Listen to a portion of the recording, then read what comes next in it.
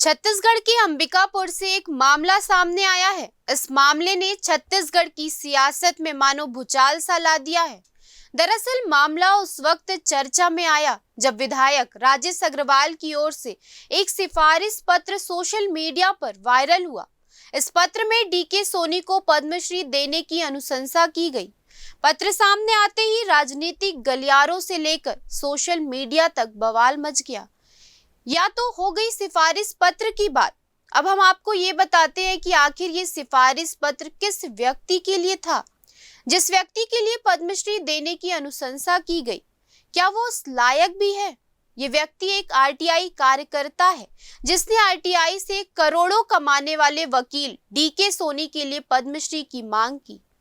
विधायक की सिफारिश पर बवाल। कभी न्यायालय में टाइपिंग करने वाला, आम जीवन जीने वाला वकील डीके सोनी आज करोड़ों की संपत्ति का मालिक है।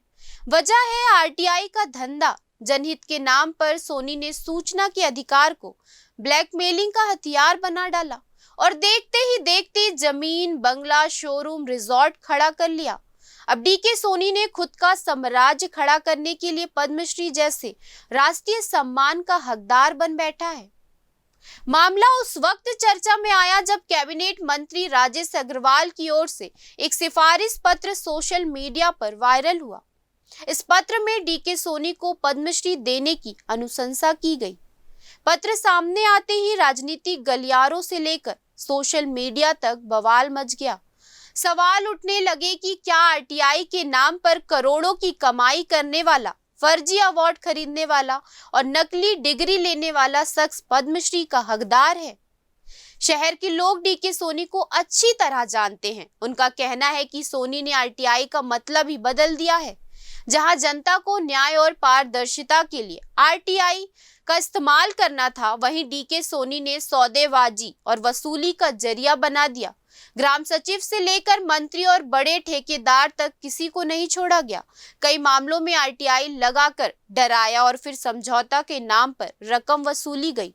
इसी कमाई से डीके सोनी ने बनारस रोड पर आलीशान मकान, शोरूम, तुर्रापानी में कीमती जमीन, मेन पार्ट में लग्जरी रिजॉर्ट और बिलासपुर में आलीशान मकान तक खड़ा कर लिया। इतना ही नहीं, फेसबुक, इंस्टाग्राम पर चलने वाले अवार्ड शो में मोटी रकम देकर फर्जी अवार्ड खरीदे और शहर भर में होर्डिंग लगवाए। नकली पीएचडी डिग्री लेकर नाम के आगे डॉक्टर तक जोड़ लिया है। अब जब विधायक राजेश अग्रवाल की सिफारिश चिट्ठी सामने आई तो उसने लोगों का गुस्सा और बढ़ा दिया है।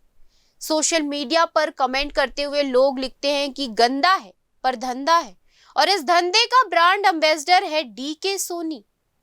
कई लोग कह रहे हैं कि अगर ऐसे लोगों को पद्मश्री मिलेगा तो असली समाज सेवी का क्या होगा।